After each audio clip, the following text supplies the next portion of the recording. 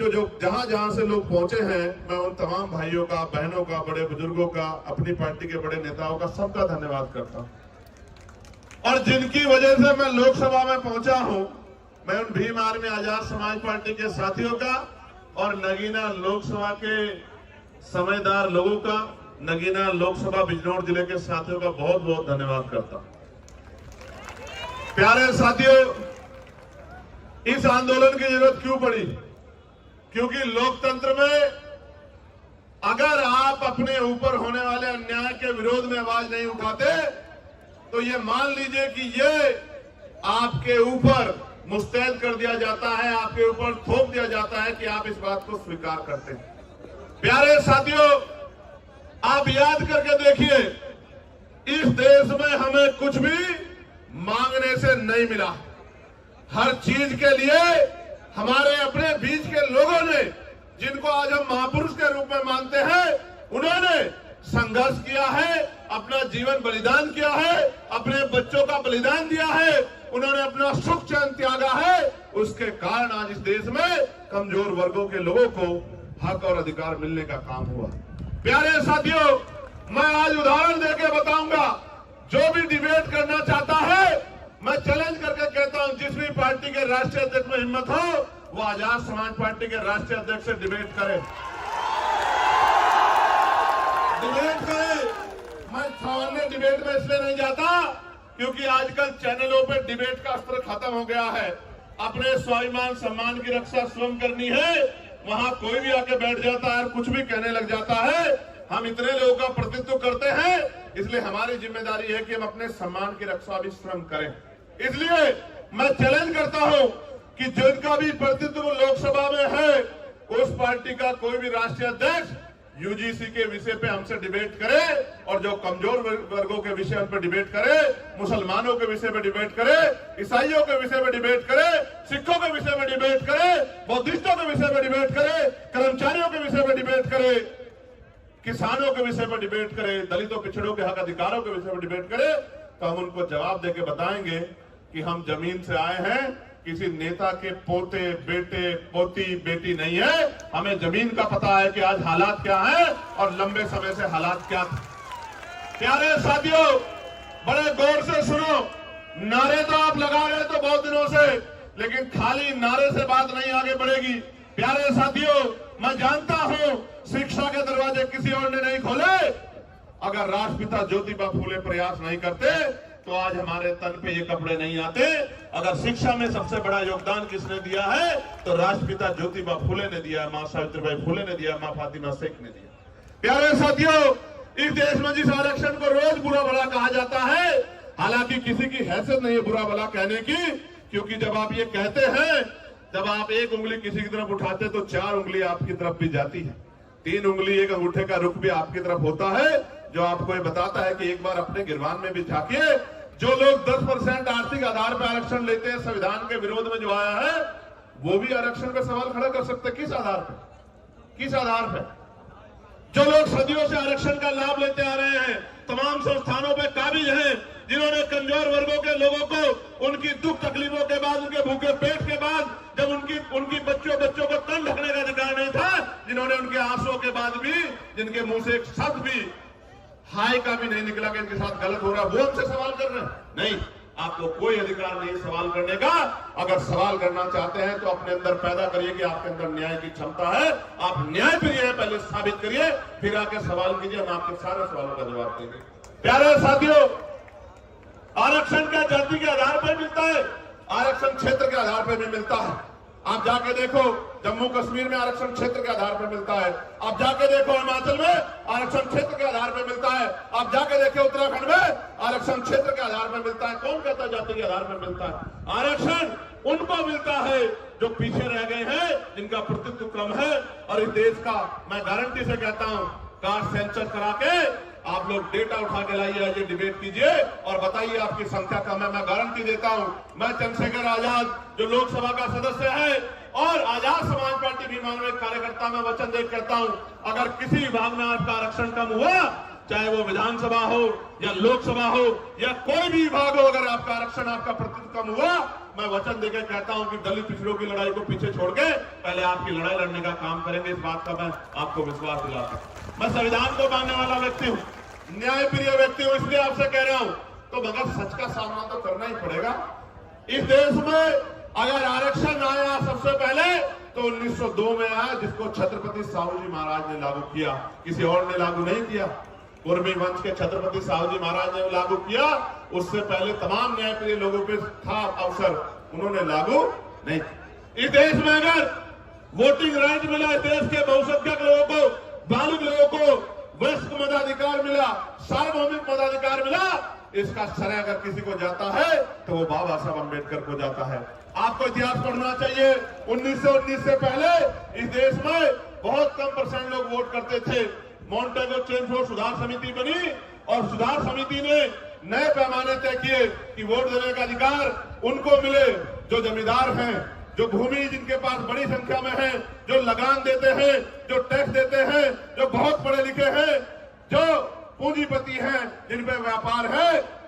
आप इतिहास उठा के देखो, जिनको ने आंख ही या जिनको अपने अधिकारों का पता ही संविधान के आने के बाद लगा है, उनकी संख्या कितनी रही होगी, आप इस बात को महसूस करके देखें। तो इसलिए मैं कह रहा हूं कि कुछ भी मांगने से नहीं मिला है। भारत ऐसा देश है जहां बाबा साहब अम्बेडकर ने जिस तरह आज हम इकट्ठा हुए बहिष्कृत हितकानी महासभा के बैनर तले ज्ञापन दिया, उस ज्ञापन के बाद साइमन कमीशन भारत आया और साइमन कमीशन जब भारत आया, उनकी रिपोर्टों के आधार पर गोलमेज कॉन्फ्रेंस हुई और तीनों गोलमेज कॉन्फ्रेंस के बाद बाबा साहब अम्बेडकर ने यह सुनिश्चित करवाया कि कमजोर वर्गों के लोगों को भी वोट का अधिकार मिलना चाहिए।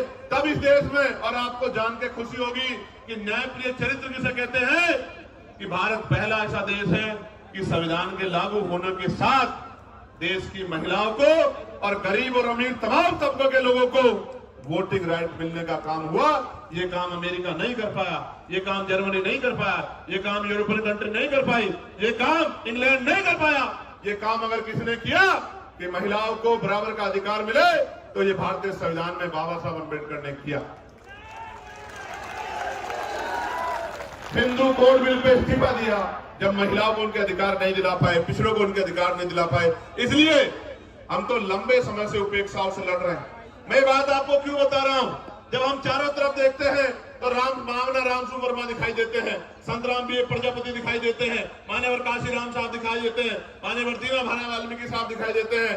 जब हम चारों तरफ देखते हैं, संत गाडगे जी महाराज दिखाई देते हैं, नारायण गुरु दिखाई देते हैं। जब हम चारों तरफ देखते हैं, बाबू सुखदयाल चौरसिया दिखाई देते हैं, परमानंद लोधी जी दिखाई देते हैं, अवंतिका बाई लोधी जी दिखाई देती है, झलकारी बाई दिखाई देती है, तमाम हमारे महापुरुष और वीरांगनाएं दिखाई देती हैं। ये सब कौन है?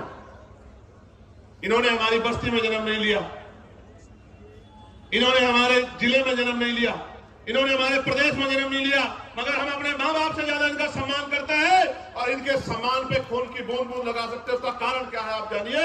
उनका कारण ये है कि इन महापुरुषों ने अपने बच्चों को भी पीछे छोड़ दिया, इन्होंने हमारे लिए अपना पूरा जीवन जिया। इनकी वजह से आज हमें अधिकार मिले। इसका मैं उदाहरण बताता हूं। बाबा साहब अम्बेडकर ने अपने जीवन में 3 लोगों को गुरु माना। धार्मिक गुरु उन्होंने, न्यायिक गुरु के तौर पर उन्होंने महामानव तथागत बुद्ध को अपना गुरु माना। शिक्षा के क्षेत्र में उन्होंने राष्ट्रपिता ज्योतिबा फुले को अपना गुरु माना और अंधविश्वास पाखंडवाद को यानी कि विज्ञानवाद के तरफ के आधार से बात करने के लिए उन्होंने गुरु कबीर जी को अपना गुरु माना। आप समझो, बाबा साहब ने राष्ट्रपिता ज्योतिबा फुले को गुरु माना, उनके दिखाए रास्ते पे चले, साहू जी महाराज के रास्ते पे चले। इसी वजह से वो सामाजिक न्याय की बात को मजबूती से रख पाए। कहां थे लोग जब इस देश में स्तन टैक्स लिया जाता था? कहां थे लोग इस देश में जब विधवा विवाह रोका गया था? कहां थे जब सती प्रथाएं होती थी? कौन खड़ा था इस बात को लड़ने के लिए जब महिलाओं को जिंदा जला दिया जाता था? वही महापुरुष खड़े थे जो समझते थे कि हर व्यक्ति के जीवन का मूल्य क्या है।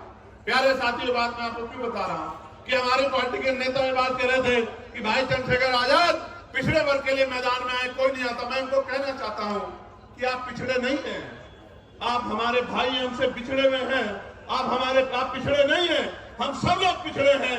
आप हमारा परिवार हो, हमारे भाई हो, बस पिछड़े हुए हो। उन पिछड़ों को इकट्ठा करने के लिए हम लोग पिछड़े।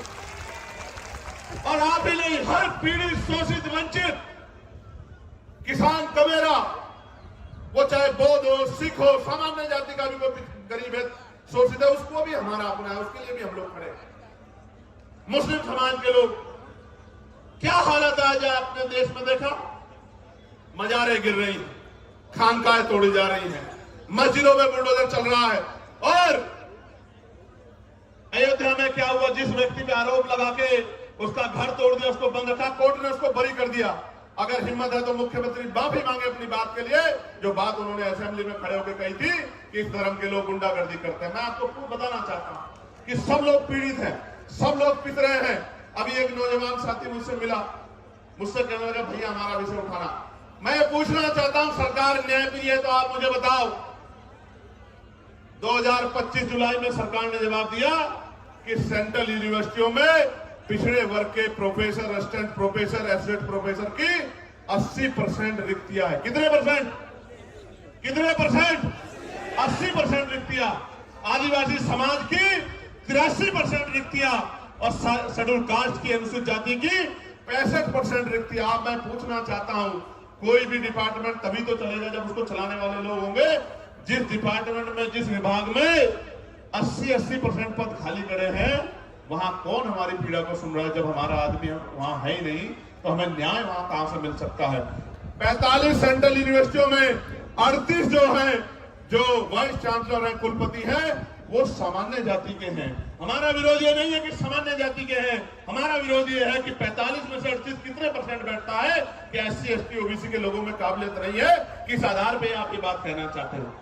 एक SC का, एक ST का, 5 OBC समाज के, जिनकी संख्या 52%, उनको 12% भी नहीं मिल रहा है। इसलिए आंदोलन करना पड़ता है, इसलिए यहां आना पड़ता है। हम तो जानते हैं, मैं आपको इस मंच से कह रहा हूं, फिर कह रहा हूं, याद करो फूले साहब को, याद करो साहू जी महाराज को, याद करो पेरियार को, याद करो रामसु वर्मा जी को, याद करो बाबू जगदेव प्रसाद कुशवाहा जी को, याद करो जननायक कपूरी ठाकुर जी को, याद करो परमानंद लोधी जी को, याद करो संतराम प्रिय प्रजापति जी को, याद करो शिवराज चौरसिया जी को, याद करो।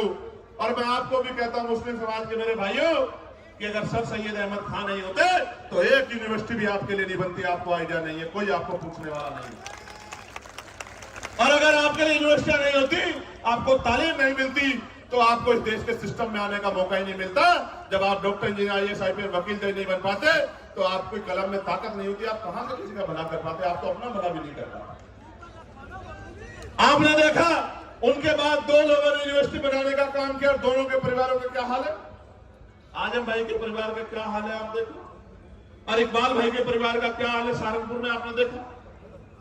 अगर वो कोई व्यापारी को बना लेते तो कोई दिक्कत नहीं थी। यूनिवर्सिटी बना के पढ़ाओगे और उनको सिस्टम में लाओगे तो लड़ाई हो जाएगी। बस असल बात है, मैं आपको ये बता रहा हूं मेरे प्यारे साथियों, प्रदेश का, देश का कोई डिपार्टमेंट उठा के देख लो, अगर आप बैकलॉग ढूंढोगे तो मैं लिख के देता हूं कि अगर बैकलॉग भरा जाए तो आज ही 5, 7, 10 lakh schedule caste, schedule tribe, backlog, backward के लोगों को नौकरी, सरकारी पक्की नौकरी मिलने का।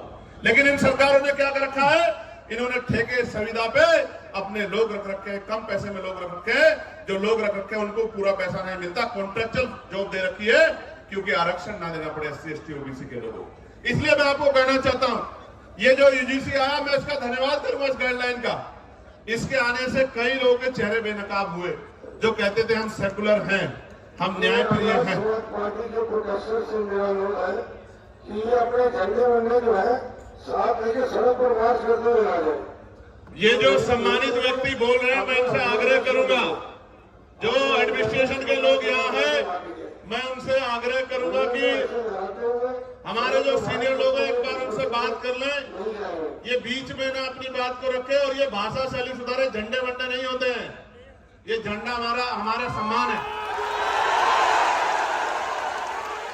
और इस बार अगर ये भाषा शैली नहीं सुधारेंगे तो फिर ये आंदोलन आज ही नहीं, अब आगे कल के लिए भी कह दूंगा, लोगों को अपील कर दूंगा, फिर देख लेना संभाल नहीं पाओगे। प्यारे साथियों, मैं आपको कुछ और कहना चाहता हूं, गौर से सुनो, इन बातों का ध्यान मत दो। ये तो पुलिस के भाई हैं, एडमिनिस्ट्रेशन के भाई हैं, सरकार के हिसाब से काम करते हैं, हमें इनकी मदद लेनी है, हमारा इनका कोई झगड़ा नहीं। आप गौर से सुनो मेरी बात को। कई लोगों के चेहरे बेनकाब हुए, कई पार्टियों के चेहरे बेनकाब हुए, कई नेताओं के चेहरे बेनकाब हुए, कई सामाजिक संगठनों के चेहरे बेनकाब हुए, और सबसे ज्यादा बेनकाब अगर कोई नारा हुआ है तो वो नारा है जो नारा लग रहा था कि जात पात की करो विदाई, हिंदू हिंदू भाई भाई, वो नारा भी बेनकाब हो गया, वो नारा झूठा था। अगर वो नारा सच्चा होता तो मैं पूछना चाहता हूं कि जब मंडल कमीशन की बात आती है, जब SC/ST आयोग की बात आती है, SC/ST एक्ट की बात आती है, जब UGC की नई गाइडलाइन की बात आती है, तो आप आंदोलन क्यों करते हो हमारे खिलाफ? क्यों हमारे खिलाफ आंदोलन करते हो? क्यों आप हमारे खिलाफ आंदोलन करके सड़कें जाम करने का काम करते हो? क्यों आप आंदोलन करके जो कहते थे कि प्रधानमंत्री हिंदू हृदय सम्राट है, उसी प्रधानमंत्री को बताओ कहा गया, नहीं कहा गया, कैसे कैसे शब्दों से नवाजा गया। तो जिस प्रधानमंत्री के राज में आपको EWS मिला, उन्हीं प्रधानमंत्री को जब एक आपको काल्पनिक ऐसा लगा कि भाई हमारे बच्चों के ऊपर जो है जांच बैठ सकती है, उनपे जो है उनपे मुकदमा दर्ज हो सकता है, सिर्फ काल्पनिक, कोई मामला सामने नहीं आया। हम पे तो उदाहरण है, मैं बताऊंगा पूरी बात में, हम पे उदाहरण है, कोई मामला सामने नहीं आया तो आप आंदोलन करने चला है। क्योंकि जब भी मंडल कमीशन कहां से हिंदुओं के खिलाफ था, मुझे बताओ। अगर मेरे भाइयों कुछ मिल रहा है और मैं विरोध कर रहा हूं तो मैं कहां से उनका भाई हुआ, आप मुझे बताओ। देखो बहुत कुछ बेनकाब हुआ। बेनकाब ये हुआ है कि जाति सत्य है, जाति सत्य है, और जाति को ठुकराया नहीं जा सकता। जिसको हिंदू हृदय सम्राट कहते थे, उसी को जाति के आधार पर गाली देने का काम कर दे। इसका मतलब जब तक वो व्यक्ति आपका काम करेगा तब तक आप उसको पलकों बिठा के रखोगे। जैसे ही वो कोई और इनका रोल भी नहीं UGC में, तो आप उनको गाली देने लग जाओगे। ये है जाति का सत्य। मैं और बताता हूं, हाथ कंगन को आरसी क्या और पढ़े लिखे को फारसी क्या। कल ही एक मामला हुआ एक बैंक में, 2 बेटियां थी। वो एक बेटी कहती है कि मैं ठाकुर और दूसरी बेटी वो ब्राह्मण समाज की है। मैं तो तमाम महिलाओं का सम्मान करता हूं, लेकिन आप देखो कि उन्होंने क्यों नहीं कहा कि मैं हिंदू हूं, और दूसरी बेटी ने क्यों नहीं कहा मैं हिंदू हूं। एक ने कहा मैं ठाकुर, दूसरे ने कहा मैं ब्राह्मण हूं, और दोनों अपने अपने समाज से समर्थन मांग रही है, और दोनों के विरोध में एक दूसरे के समाज के लोग गाली बकने का काम कर रहे हैं। इसलिए मैं आपको बता रहा हूं कि वर्ग की बात ही नहीं है, ये बात जातियों तक जाती है जब आपके अधिकारों पे हमला होता है। और सबसे बड़ी बात देखो, जिनके बच्चों को जो बच्चे मर रहे हैं जिनके, क्योंकि 118% की वृद्धि हुई अपराध में। ये मैं नहीं कह रहा हूं, ये सरकार के आंकड़े कह रहे हैं, एजेंसियों के आंकड़े कह रहे हैं। 118% की वृद्धि हुई, और कानून की ये गाइडलाइन कैसे बनी? सुप्रीम कोर्ट ने ऑर्डर किया कि गाइडलाइन बनाओ UGC को। UGC ने गाइडलाइन बनाई, हमने नहीं बनाई। और उस गाइडलाइन में जैसे ही पिछड़े वर्ग के लोगों को जोड़ा, क्योंकि गाइडलाइन तो 2012 में बनी थी, 2012 में बनी थी, लेकिन जैसे ही पिछड़े वर्ग के लोगों को जोड़ा, तत्काल विरोध शुरू हो गया। मैं आपको बताना चाहता हूं कि इस नारे के पीछे अगर कुछ है तो वो पिछड़े वर्ग के लोगों का विरोध है। इस बात को मेरी आप याद रखना। ये सरकारें, इनकी सोच पिछड़ा वर्ग विरोधी है, और हम इस बात को इसलिए लड़ रहे हैं क्योंकि हम जानते हैं कि राष्ट्रपिता ज्योतिबा फुले हमारे लिए लड़ रहे थे, छत्रपति साहू जी महाराज हमारे लिए लड़ रहे थे, EV पेरियार रामानायकर स्वामी प्यारेलाल यादव हमारे लिए लड़ रहे थे, महामना राम सुवर्मा चौधरी महाराज सिंह भारती सर छोटूराम चौधरी चरण सिंह हमारे लिए लड़ रहे थे। इसलिए आज हम यहाँ सीना तान के खड़े हैं कि हम अपने भाइयों को अकेला नहीं महसूस होने देंगे, उनके साथ। प्यारे साथियों, UGC की बात हुई है, मैं पूछना चाहता हूं, कोई ऐसा प्रोटेस्ट बताओ जो UGC के विरोध में हुआ हो और पुलिस ने उन पर लाठी चलाई हो। कोई एक विरोध आप मुझे बताओ पूरे देश के अंदर, या उनको पकड़ के खींचा हो, या उनके कार्यक्रम में इस तरह से माइक उठा के बीच बीच में कहा हो कि भाई आपके लोग कम है, आपके लोग ज्यादा, कभी हुआ क्या? लेकिन जैसे आप लोग आंदोलन करने आए, कहां BHU में, कहां गोरखपुर यूनिवर्सिटी में, कहां लखनऊ यूनिवर्सिटी में, कहां JNU में, कहां DU में, आपको पीट भी रहे हैं और पीट के उठा के बंद भी कर रहे हैं। क्योंकि जो समाज प्रभावी होता है, जिनके पास मीडिया होता है, जिनके अधिकारी होते हैं, जिनकी एजेंसियां होती हैं, जिनके पास वॉइस होती है, उनकी छोटी से छोटी बात भी लाखों मील तक दूर जाती है, और जिनकी आवाज नहीं होती उनको हत्या करके लटका दिया जाता है। तो चारों तरफ सुनसान, चारों तरफ इस तरह का चुप्पी होती है कि जैसे कुछ हुआ ही नहीं। इस देश में क्या नहीं सहा हमने, क्या नहीं सहा इस देश में। हमने लक्ष्मणपुर बातें कांड सुना, जहां हमारी माओ के पेट चीर के और जो बच्चे थे पेट में उनको निकाल के तलवार की नोक पे खड़ा कर दिया। क्या नहीं देखा हमने इस देश के दलितों, पिछड़ों, मुसलमानों, आदिवासियों ने क्या नहीं सहा। कितने दंगे, कितने जुल्म, कितनी लाशें हमारी जो है क्या क्या क्या बयान करूं मैं, क्या क्या नहीं सहा देश में, कितने दंगे, कितनी एनसीआरबी का डेटा क्या कहता है, कितनी बच्चों की इज्जत लुटती है। मैं कहता हूं सार्वजनिक करो, रिकॉर्ड उठा के बताओ कि जिन बच्चों की 1 लाखों की संख्या में इज्जत लुटती है, किस समाज की, किस समाज की, बताओ एक समाज को। क्योंकि ये समाज सोया हुआ है, इनको नहीं पता कि रोज इनकी बच्चियों को, बेटियों को कहीं ना कहीं प्रदेश में, देश में जुल्म जाति का शिकार होना पड़ रहा है। और जब न्याय मांगने जाते हैं तो लाठियों से स्वागत होता है, अपमानित गालियां दी जाती है। इसलिए मैं कह रहा हूं कि ये नारा तार्किक नहीं है, जो नारा लगा के आपको लंबे समय से बेवकूफ बनाया जा रहा है। ये नारा तार्किक होता तो मैं गारंटी देता हूं कि यूजीसी गाइडलाइन के खिलाफ कोई आदमी सड़क पे नहीं आता। वो कहता कि यूजीसी गाइडलाइन, अच्छा डर कौन, डरेगा कौन? कानून कितने हैं देश में? 302 है, 304 है, 308 है, 307 है, कितने कानून है? इतने कानून बने हुए हैं, हर कानून का दुरुपयोग हो सकता। कोई दुरुपयोग का एक तो मामला आता। 2012 से SC ST के उसमें गाइडलाइन बनी हुई है, आप पे 10 मामले हैं जो आपके खिलाफ फर्जी दर्ज हो गए हो, कुछ तो होगा आपके पास जिसके आधार पे आप कह रहे हो, लेकिन कोई तथ्य नहीं है। एक ही तथ्य है कि हमें अपराधी मान ले। हम कहां अपराधी मान रहे हैं भाई? हम कौन है अपराधी मानने वाले? कन्वेंशन रेट कहता है कोर्टों का। हम तो किसी को सवाल नहीं करते कि जब हायर जुडिशरी में, हाई कोर्ट में और सुप्रीम कोर्ट में हमारा रिप्रेजेंटेशन नहीं होता, हम तो तब भी सवाल नहीं करते। हम जैसा गूंगा बहरा कौन होगा? कौन होगा? कौन होगा? हमसे ज्यादा सीधा सच्चा व्यक्ति तो इस देश में कोई भी नहीं होगा, जो जुल्म भी सहता है और चुप भी रहता है। जानवर भी अपने हक के लिए लड़ते हैं, हम लोग तो अपने हक के लिए भी लड़ पाते हैं। हमसे ज्यादा सीधा भोला कौन होगा? और इसी भोलेपन का फायदा लंबे समय से उठाया जा रहा है। प्यारे साथियों, इसका एक उदाहरण बताता हूं कि क्यों लड़ना पड़ता है। मध्य प्रदेश में 90 के बाद, जब मंडल कमीशन के बाद आरक्षण लागू हो गया पिछड़े वर्ग के लोगों को, तो आज भी वो भैया खड़ा है। 13% आरक्षण वहां जो संवैधानिक 27% मिला है, उसमें से भी 13% मिलता है। वो रोज आंदोलन करते हैं। यही सुप्रीम कोर्ट उस मामले को, फाइल को नीचे दबा के रखता है। क्यों नहीं सुनता? जब आपने एक दिन पहले PL दाखिल हुई और अगले दिन सुनवाई कर ली, तो हमें पीड़ा होती है कि जब 69,000 शिक्षक भर्ती का मामला उत्तर प्रदेश का सालों भर पड़ा रहता है कोर्ट में, जब 27% रिजर्वेशन का मामला सालों पड़ा रहता है और आप कभी सुनवाई नहीं करते हो। मेरे आज भी याद है जब डिमोशन हुए थे उत्तर प्रदेश में, एक पूर्व की सरकार थी, जब उनके निगरानी में डिमोशन हुए थे, इसी सुप्रीम कोर्ट ने कहा था कि पहले डिमोशन कराओ, उसके बाद हम सुनेंगे। मैं पूछना चाहता हूं, जब हमारे हकों की बात आती है तो क्यों चुप्पी थाम लेते हो आप? हम तो उम्मीद लगा के बैठे हो कि आप न्याय के देवता हो, आप न्याय की मूर्ति हो, आप न्याय करोगे। क्या ऐसा गाइडलाइन में, जिसने गाइडलाइन ना पढ़ी हो, मुझे बताओ, क्या उसमें आर्थिक रूप से कमजोर वर्गों को उद्देशिका में नहीं जोड़ा गया? आर्थिक रूप से कमजोर वर्ग, उसमें सारे सामान्य जाति के बच्चे, तो कैसे सामान्य जाति के खिलाफ हो गया? इसमें महिलाओं को जोड़ा गया है, इसमें दिव्यांगजनों को जोड़ा गया है, कैसे किसी के खिलाफ हो गया?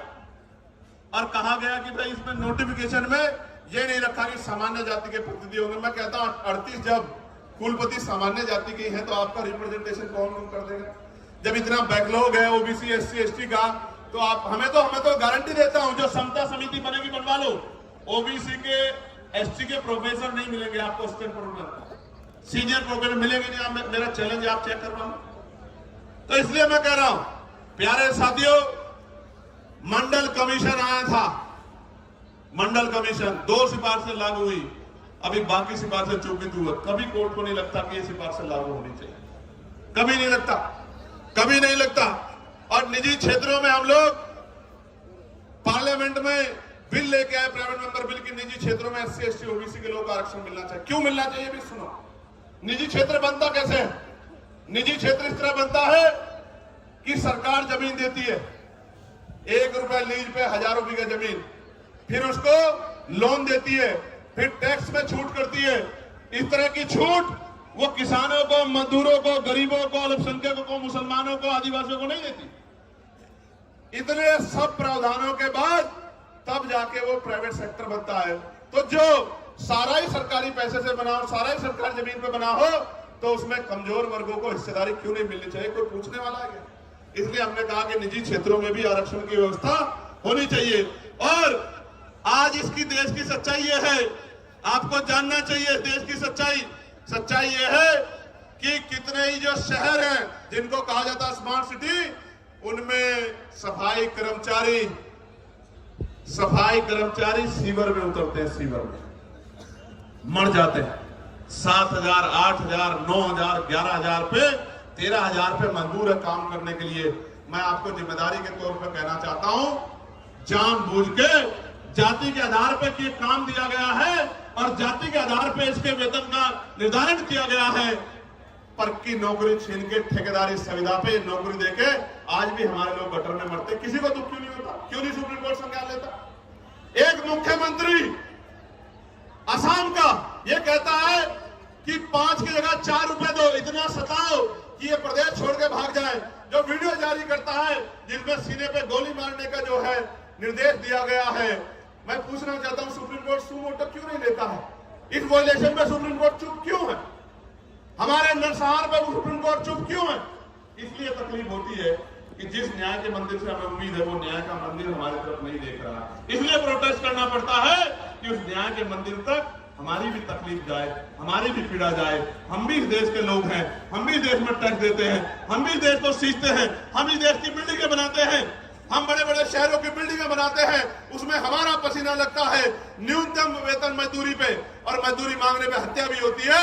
हम इस देश की बिल्डिंगें बनाते हैं, हमारे पसीने खून से बिल्डिंगें बनती हैं। हमारी माएं, हमारी बहनें, हमारे बच्चे पेट पे जो है हमारी माएं बच्चे बांध कर इस बिल्डिंगों में इसे चढ़ा के मशीनरी तो आ जाइए, इस देश को मजबूत करने का काम करते हुए बड़ी बड़ी बिल्डिंगें बनाती है। इन बिल्डिंगों में हम पे रहने के लिए स्थान नहीं होता है। ये सब हमारे सामने। सरकार कहती है हम प्रधानमंत्री आवास योजना चला रहे हैं, लेकिन आप देखो हल्द्वानी में कैसे बसे बसाए लोगों को उजाड़ने का काम किया जा रहा है। इसलिए दर्द होता है कि चारों तरफ हमें कोई सुनने वाला नहीं।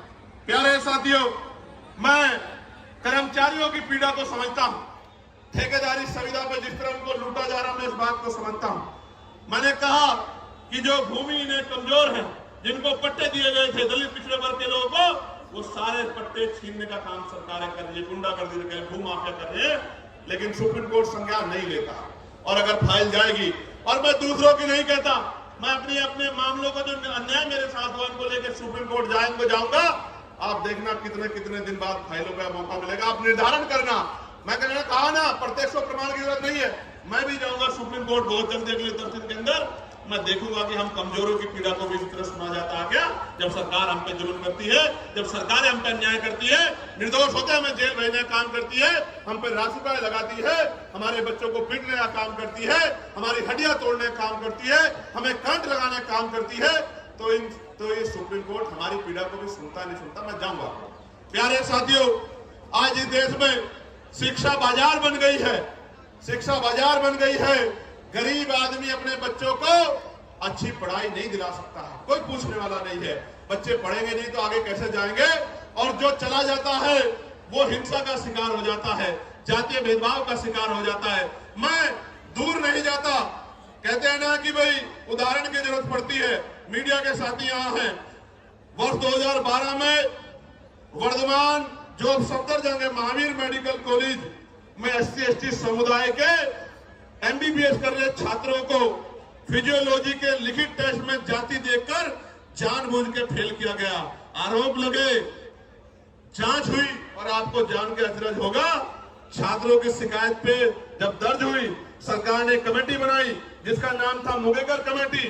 मुंगेकर कमेटी की जांच में पता लगा कि SC/ST के बच्चे के पेपर पे अंकित जाति देख के चुन के फेल किया गया। तो हमारे मन में सवाल क्यों ना पैदा हो कि हमारे साथ कास्ट बेस्ड डिस्क्रिमिनेशन होता है।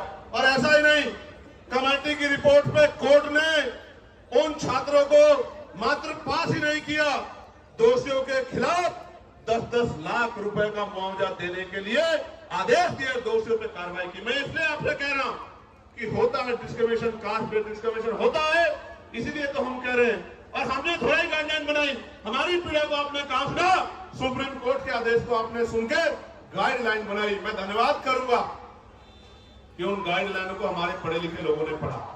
भाई देखो, दो तरह का समाज है अभी। एक वो जो हाशिए पे गांव में रहता है, लेकिन वो मेहनत मजदूरी करके उनके पिताजी भी अपने बच्चे को यूनिवर्सिटी भेजने का काम कर रहे हैं। यूनिवर्सिटी क्यों भेज रहे हैं? कि मेरी गरीबी, बेबसी, लाचारी, परेशानी, बीमारी, तकलीफों को ये मेरा बेटा पढ़ लिख के doctor, engineer, IAS, IPS professor बनके 2 रुपए कमा के सम्मान का जीवन खुद भी जिएगा, मेरी तकलीफों को भी दूर करेगा, मेरे दरिद्र को भी काटेगा। वो बच्चा पढ़ने आता है लेकिन वो उत्पीड़न का शिकार हो जाता है। और ये मैं नहीं कह रहा हूं, ये एजेंसियों की रिपोर्ट कह रही है, इसलिए इस आधार पर गाइडलाइन बनी है। प्यारे साथियों, बातें तो बहुत है कहने को, लेकिन मैं ये कह रहा हूं, ये सच है कि जहां आपकी आवाज नहीं होगी वहां सुनवाई नहीं होगी। इसलिए आपको अपनी आवाज को मजबूत करना पड़ेगा। आज इस आंदोलन का पहला चरण है, आज यहां है, कल राष्ट्रीय अध्यक्ष भीम आर्मी के नेतृत्व में भोपाल में होगा। 9 तारीख को राजस्थान में हुआ था। हम लोग इतनी चैन से नहीं बैठने वाले हैं। हमें जब मुझसे कोई पूछता कि चंद्रशेखर भाई कैसे आए जीत के, तो मैं कहता हूं मैं नहीं आया, मेरे लोगों ने मुझे चुन के भेजा है, क्योंकि आज उनकी आवाज को उठाने वाला कोई भी नहीं है। आज उनके दर्द पे, उनकी दर्द पीड़ा पे बोलने वाला कोई नहीं है। मेरी क्या औकात थी कि मैं आ जाता लोकसभा में? मेरे लोगों ने वोट और नोट देके मुझे चुन के भेजा है। मेरी जिम्मेदारी बनती है कि अगर उनकी तरफ आंच है, उनकी तरफ उंगली उठे, तो मैं भी बोलूं और अपने साथ के जागरूक लोगों को भी बोलने के लिए तैयार करूं। इसलिए आज ये आंदोलन हो रहा है। प्यारे साथियों, इस देश में संविधान है, आर्टिकल 25-26 है, धार्मिक आजादी है। मैंने आज ही पार्लियामेंट में पूछा कि आप ये बताओ, तमाम त्योहारों पे आप व्यवस्था करते हो, लेकिन भगवान बुद्ध की जयंती पे, संत कबीर जी की जयंती पे, गुरु रविदास जी की जयंती पे, पेरियार जी की जयंती पे, फूले जी की जयंती पे, साहू जी की जयंती पे, तमाम जो हमारे महापुरुष हुए हैं, मुस्लिम समाज में भी हुए, सिख समाज में भी हुए, जैन समाज में भी हुए, बौद्ध समाज में भी हुए, उनकी जयंतियों के अवसर पे, उनके धार्मिक आयोजनों पे आप बजट क्यों नहीं देते हो? बताओ। आप ईद पे क्या बजट खर्च करते हो? आप मुहर्रम पे क्या बजट खर्च करते हो? आप शब बारात पे क्या बजट खर्च करते हो? क्या इस देश के धन पे कुछ ही लोगों का अधिकार है? फिर ये देश, ये सरकार सबका साथ सबके विकास के झूठे के नारे के साथ क्यों खड़ी है? ये कहे कि धन तुम्हारा और अधिकार हमारा, धन तुम्हारा, अधिकार हमारा, हम अपने लोगों को देंगे, ये सच बताने का काम करें। हम जानते हैं सच क्या। प्यारे साथियों, मैं लगातार उन विषयों को पार्लियामेंट में उठाने का काम करता हूं। हमारी संख्या कम है, इसलिए मुझे समय कम मिलता है, लेकिन ये संख्या कम हमेशा नहीं रहेगी। ये संख्या हमेशा कम नहीं रहेगी। हमें लड़ाई लड़नी पड़ेगी, और अगर हम चुप रहे ज्यादा दिन तक, वो दिन दूर नहीं है कि हमारी आने वाली पीढ़ियां इस देश में पुनः गुलाम हो जाएंगी। गुलामी की बेड़ियां काटने के लिए हमें संघर्ष करना पड़ेगा, और क्रांति की ज्वाला में अपना बलिदान देने के लिए सतत तैयार रहना पड़ेगा, क्योंकि महापुरुषों ने संघर्ष किया था तो हम लोगों को अवसर मिला है। और अगर आज हम लोग संघर्ष करेंगे तो आने वाली पीढ़ियों को अवसर मिलेगा। और अगर हम लोगों ने चुप्पी थाम ली, निजी स्वार्थों में चुप हो गए, जिस तरह हमारे कुछ नेताओं ने अपने लोगों का हाथ छोड़ के और ये कहा कि भाई हम इनके साथ हैं, मैं कहना चाहता हूं आपको सबके साथ रहना चाहिए, लेकिन गलत तो गलत और सही को सही तो कहना चाहिए। अगर गलत होता तो मैं भी उनकी बात करता, लेकिन जब गलत नहीं है तो सिर्फ वोट के लिए आप उधर चले गए। जब आप पावर में नहीं हो तो आज आप उधर जाके खड़े हो गए हो, कल आप पावर में होंगे तो मैं कैसे उम्मीद करूं कि आप हमारे लोगों के बारे में सोचोगे। ये बहुत बड़ी चिंता हमारे समाज के सामने, हम गरीब, कमजोर, दलित, पिछड़े मुसलमानों के सामने देख रहे हैं। प्यारे साथियों, चारों तरफ अंधेरा है, चारों तरफ चुप्पी है, सब लोग आंखें बंद करके बैठ गए हैं। ऐसे दौर में अगर हम लोगों ने भी आंखें बंद कर ली तो मैं लिख के देता हूं कि लड़ने की हिम्मत टूट जाएगी। मेरी बात को आप याद रखें। जब मैं ये लड़ाई लड़ रहा हूं, आपको नहीं पता इसके बाद मुझे क्या मिलेगा। मीडिया में जो उस तरह की सोच के लोग हैं, वो मेरे खिलाफ राजनीतिक प्रोपगंडा चलाएंगे, झूठे प्रोपगंडे चलाएंगे। वो जो अधिकारी उस सोच के हैं, वो मुझे, मेरी पार्टी कार्यकर्ताओं को तोड़ने की कोशिश करेंगे, झूठे मुकदमे लगाएंगे। लेकिन मैं आपको बताना चाहता हूं, जीवन एक बार मिला है, जीवन बार बार नहीं मिलता। मौत कल की आती आज आ जाए, हम अपने लोगों के हितों से किसी भी कीमत पे समझौता नहीं करेंगे। और अगर हम जैसे लोग चुप हो गए, हम जैसे लोग बैठ गए, तो मैं लिख के देता हूं कि फिर कोई हिम्मत नहीं कर पाएगा कि वो लड़ाई को लड़ ले। प्यारे साथियों, लड़ाई बड़ी महत्वपूर्ण है। आज आपने इतनी बड़ी संख्या में जुट के ये संदेश सरकार को दे दिया कि आप लोग कमर कसे हुए बैठे हो, मेरे एक आदेश का इंतजार कर रहे हो। मैं आपको विश्वास दिला के बताता हूं,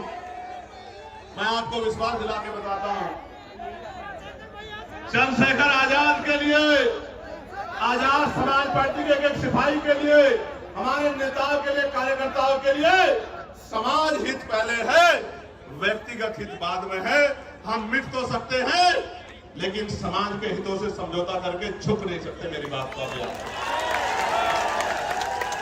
मैं अकेला व्यक्ति था, भंते जी यहां बैठे हैं, मैं अकेला व्यक्ति था जिसने बीटी एक्ट के खिलाफ आवाज उठाई कि बीटी एक्ट 1949 खत्म किया जाए, क्योंकि उसमें मोदी समाज के लोगों के साथ अन्याय हुआ।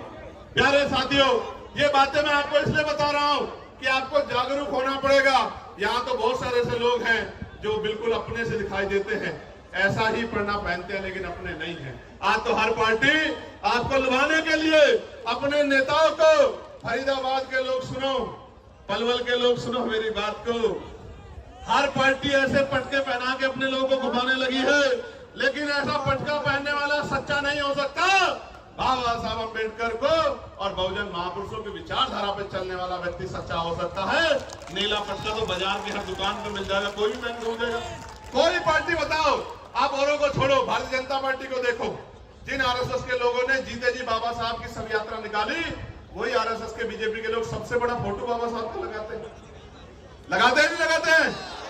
तो अगर बाबा साहब की फोटो लगाने वाला सच्चा है, नीला पटका पहनने वाला, मात्र नीला पटका पहनने वाला सच्चा है, तो हर वो व्यक्ति सच्चा है जो वोट के लिए आपको जय भीम कर रहा है या नमस्कार कर रहा है। मैं आपको कहना चाहता हूं मेरे लोगों, ये वोट का अधिकार नहीं होता, ये वोट का अधिकार नहीं होता तो ये अमीर लोग आपकी बस्तियों में नहीं आते। मेरे लोगों, ये वोट का अधिकार नहीं होता तो ये अमीर लोग आपकी गलियों में नहीं आते, आपके घरों में नहीं जाते। और आप देखो किस तरह की व्यवस्था है कि आज भी अगर भेदभाव नहीं है तो बहुत सारे नेता जाके कमजोर वर्गों के घरों में खाना खाने का नाटक क्यों करते हैं भाई? खाना खाने का नाटक क्यों करते हैं? इसलिए करते हैं कि वो एहसास कराना चाहते हैं कि हम बदल रहे हैं। आप बदलते तो हमारे खिलाफ विरोध क्यों करते हैं? क्यों विरोध करते हैं हमारे खिलाफ? हमारे बच्चों की जान जा रही है, आप पे एक मामला नहीं है। मैं चैलेंज करता हूं, अगर झूठे मुकदमे दर्ज करने की बात आप कर रहे हैं तो 12 से गाइडलाइन बनी है, 26 हो गया है। आप 100 मामले उठा के लेकर हम लोग चर्चा करेंगे आपकी बात को सुन।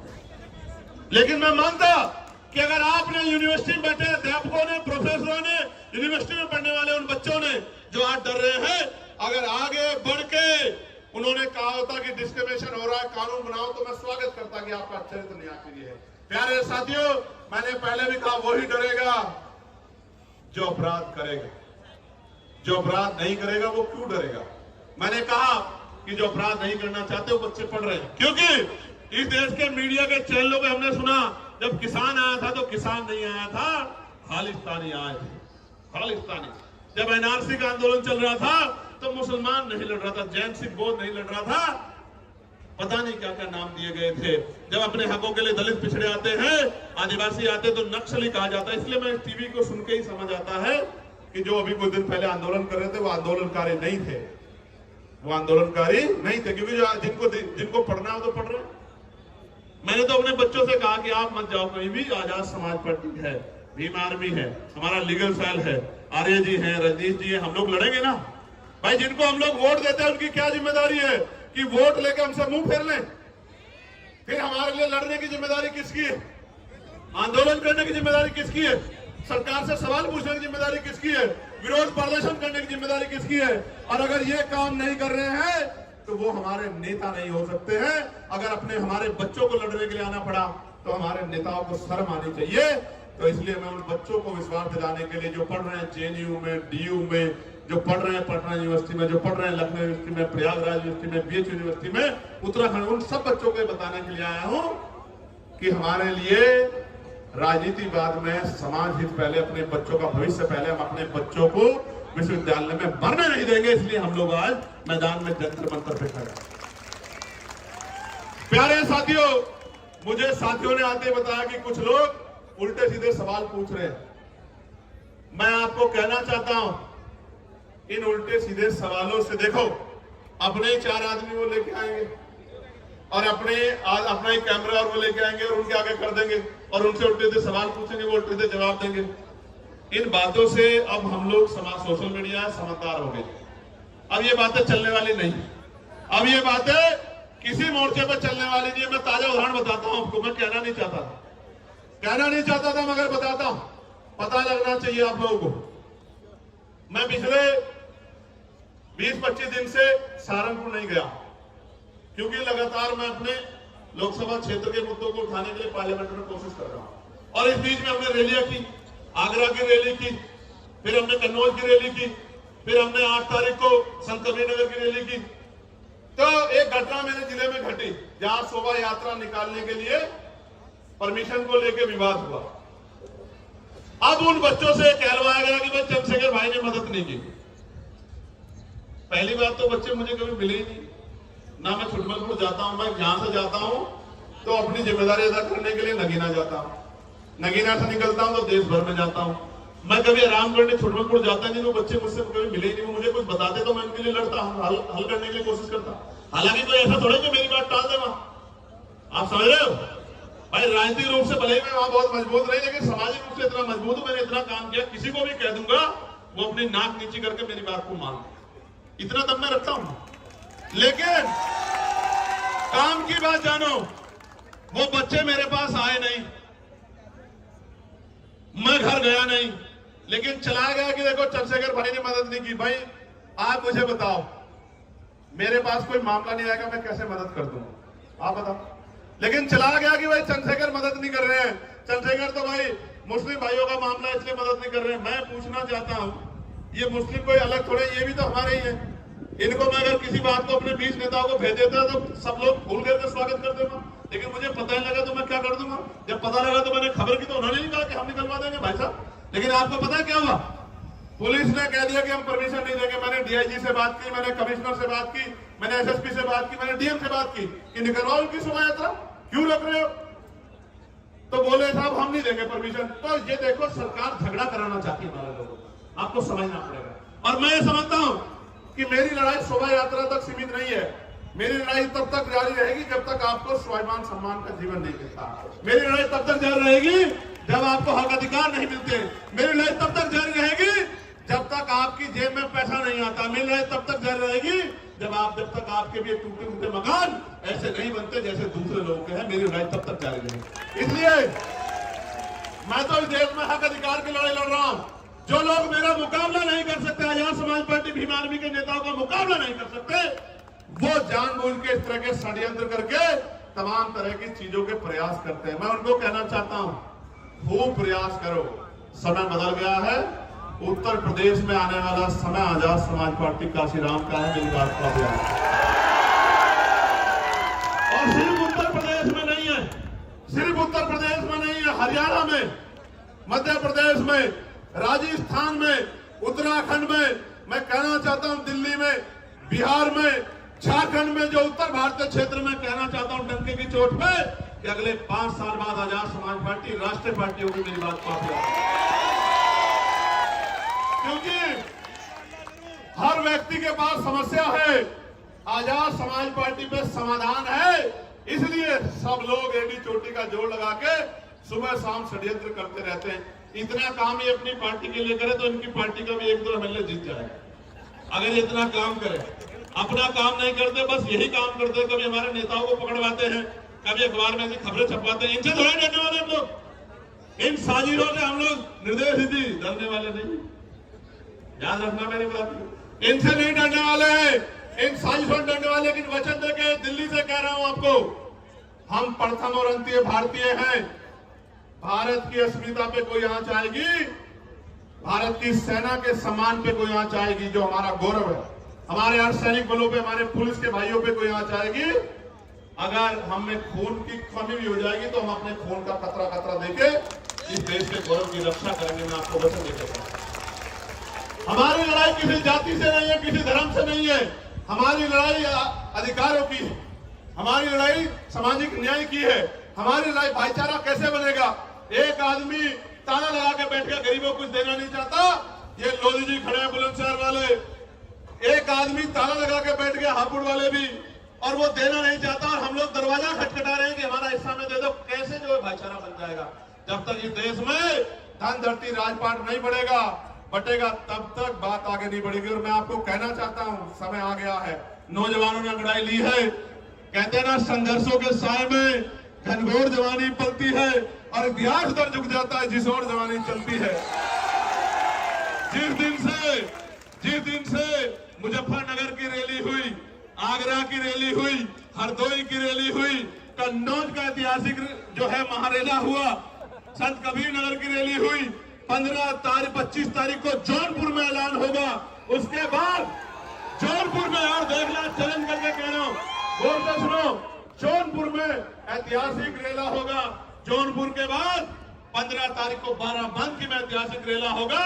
उसके बाद 29 तारीख को मार्च में लखीमपुर खीरी में महारेला होगा। मेरी बात को आप ऐसा डंके की चोट पे कह रहा हूं। और रंजन साहब, आप भी सुनो, आपने नहीं देखा होगा कि 2 दिन पहले ग्राउंड बदल दिया जाता है, 2 दिन पहले परमिशन नहीं देते हैं। जिस तरह के गुंडा तंत्र से हम लोग लड़ रहे हैं, कोई लड़ नहीं सकता। हमारी बड़ी बड़ी रैलियां होती है और मीडिया में 1 मिनट नहीं होती कि वो आजाद समाज पार्टी के न्यूज दिखा। लेकिन हम नाराज नहीं है, हम नाराज नहीं है। हम ये मानते हैं कि अभी हमारी शक्ति कम है, हम इसको बढ़ाएंगे। हम मजबूर करेंगे कि हर एक व्यक्ति की नजर हमारी तरफ जाए, हर एक व्यक्ति की नजर हमारी तरफ जाए, वो हमारे दर्द को महसूस करे, वो हमारे विषय पर चर्चा करे। वरना एक ही समाज के लोग टीवी के पूरे पैनल में बैठ जाएंगे और एंकर भी उसी समाज से होगा। कैसे दलितों, पिछड़ों के, मुसलमानों के हालातों पर चर्चा कर लोगे मेरे भाई? आप ही सोचो क्या हालत। प्यारे साथियों, गरीब का दर्द गरीब समझता है और मजलूम का दर्द मजलूम समझता है। कोई शोषक शोषितों का दर्द नहीं समझ सकता। प्यारे साथियों, मैं आज इस मंच से नगीना के लोगों से माफी चाहता हूं, क्योंकि नगीना के लोगों की इच्छाएं बहुत हैं, लेकिन मैं मजबूर हूं कि नगीना से उत्तर प्रदेश फतेह नहीं हो सकता है। इसलिए मैं 1 साल का समय नगीना के लोगों से चाहता हूं। जब 27 का चुनाव खत्म हो जाएगा, मैं वचन दे कहता हूं, मैं नगीना को 1 मिनट के लिए नहीं छोड़ूंगा, आपके साथ रहूंगा 24 मिनट। लेकिन अभी आप अपने दिल पे हाथ रख के बोलो और बताओ, क्या नगीना के, मात्र नगीना को मेरी जरूरत है या पूरे उत्तर प्रदेश में जाके जन जागरण की जरूरत है? आप देखो, मेरे पास अभी 5 करोड़ की निधि है और वो ट्रांसपेरेंट है। मैं चैलेंज कर कहता हूं, अगर मेरी साख पे कोई सवाल खड़ा कर देगा तो जो वो सजा देगा उसको मान लूंगा। वो सबके सामने है। मैं कोशिश करता हूं कि किसी का काम जो जरूरी है वो ना रुके। मैं फिर कह रहा हूं, ये 5 करोड़ में सीमित हूं मैं। जिस दिन राजकाज बनेगा, सिर्फ नगीना ने जिस चीज पे आप हाथ रख दोगे कि भाई ये काम होना चाहिए, मैं गारंटी देता हूं वो काम करके दिखाएंगे आपको। इसलिए प्यारे साथियों, 1 साल का समय दे दो। 1 साल, इतने साल जुल्म सहाया, आपको बिल्कुल अलग रखा। 1 साल का समय दे दो। 1 साल के बाद आपकी तरफ एक भी शिकायत की सुई नहीं आने देंगे। इस बात का मैं आपको प्यारे साथियों, शामली भैंसवाल के लोग धरने में बैठे हैं, कुछ लोग यहां भी आए हैं हमारा समर्थन करने। मैं उनका बहुत समर्थन करता हूं। उनकी जो मांग है आप बताइए, हम लोकसभा के पटल पे भी उठाने का काम करेंगे और उनको जाके मजबूती देने का भी काम करेंगे। प्यारे साथियों, अंत में जब मैं अपनी बात को खत्म करूंगा तो मैं आपसे भी कुछ उम्मीद करके आया। बताओ, मेरी मदद करोगे नहीं करोगे? और मेरी मदद का मतलब क्या है? सुनो, मेरी मदद यानी कि आपकी खुद की मदद। गौर से सुनना, आज हमने, किसी को नहीं पता था हमारा प्रदर्शन यहाँ होता है तो पूरा कनॉट पैलेस, पूरा ये क्षेत्र जाम हो जाता है। इस बात को पूरा प्रशासन, पुलिस जानती है। आज हमने चुनिंदा लोगों को, ये भी हजार संख्या में हो गए हैं, अलग अलग स्टेट से बताया कि उनको जाकर किस तरह लड़ाई लड़नी है। राजस्थान के कुछ साथी दिख रहे हैं, हरियाणा के कुछ साथी दिख रहे हैं, यूपी के कुछ साथी दिख रहे हैं, मध्य प्रदेश के कुछ साथी दिख रहे हैं, इसी तरह उत्तराखंड के साथी भी दिख रहे हैं। दिल्ली का तो बारंबार हम लोग धन्यवाद करते हैं, बिहार के साथी दिख रहे हैं। मैं आपको ये कहना चाहता हूं, गौर से सुनो, मैं आपको ये कहना चाहता हूं, अंत में गौर से सुनो, मैं आपसे क्या चाहता हूं। आप यहां से जब घर लौटो तो इस बात को समझो कि political power is the master की। जब तक राजनीतिक सत्ता हमारे पास नहीं होगी तो हमारे हितों में फैसले नहीं होंगे, पॉलिसियां नहीं बनेंगी। मैं आपसे, आप उससे मेरे खून का कतरा ले लो फौजी साहब, लेकिन मैं आपसे आग्रह कर रहा हूं कि गली मोहल्लों में जाके अपने वोट को संगठित करके अपनी ताकत 2027 में उत्तर प्रदेश के अंदर करना। और मैं बड़ी बात नहीं कह रहा हूं श्री जी, एक मौका आप आजाद समाज पार्टी काशीराम को मिलने दो। मैं वचन देके कहता हूं, विश्वास से कहता हूं, पूरी हिम्मत से कहता हूं कि जो लोग आज हमारे साथ नहीं है वो भी ये कहेंगे कि हम उसका विरोध भले ही कर सकते हैं, उस पार्टी का, उनकी पॉलिसी का, लेकिन उनका काम में मुकाबला नहीं कर सकते। ऐसा काम करके दिखाएंगे, मेरी बात को आप याद रखें। प्यारे साथियों, मैं पुलिस के भाइयों का बहुत धन्यवाद दूंगा। एड्रेस मुझे भी नहीं पता अभी है। एक मिनट, एक आदमी को बोलने दो। आजमगढ़ वाली होगी, अभी बाद में देंगे आजमगढ़ को मौका। अभी आप ये सुनो, 25 तारीख को जौनपुर में कार्यक्रम है, रैली, एक बात। और 25 तारीख के बाद 15 तारीख को, 15 मार्च को रैली है बाराबंकी लखनऊ के पास, और 29 मार्च को है लखीमपुर खीरी, और 5 अप्रैल को है उत्तराखंड के साथियों को भी मौका दिया है कि वो भी अपनी शक्ति को इस बार दिखा दें। बहुत दिन हो गए हैं उनको भी, क्योंकि इस बार उत्तराखंड से भी हमारा प्रतिनिधित्व आने वाला है, ऐसा भी मेरा विश्वास है। प्यारे साथियों, आप यहां जुटे हो, बड़ी ताकत दी आपने आके, इतनी छोटी कॉल पे इतनी मजबूती से आपने आंदोलन किया। 500 लोगों के आंदोलन को 50 बार टीवी पे दिखाया जाता है, 5 लोगों के आंदोलन को ब्रेकिंग न्यूज में दिखाया जाता है। आशा और उम्मीद है कि आज आपकी तरफ भी मीडिया की निगाह जाएगी, ऐसा मेरा विश्वास है। भले ही वो निगेटिव वे में जाए, भले ही वो निगेटिव वे में जाए, भले ही वो ये कहे कि बहुत शोर शराबा था, नौजवान पेड़ों पे चढ़ गए थे, पुलिस बार बार रोक रही थी, इस तरह की सारी बात करें, लेकिन कभी कभी आपके खिलाफ जो साजिश होती है, उससे भी लोकतंत्र में आपका प्रचार होता है, तो इससे घबराने की जरूरत नहीं। प्यारे साथियों, ऐसे मुट्ठी बंद करो मेरे साथ सब लोग, जहां तक मेरी आवाज जा रही है, मुट्ठी बंद करो।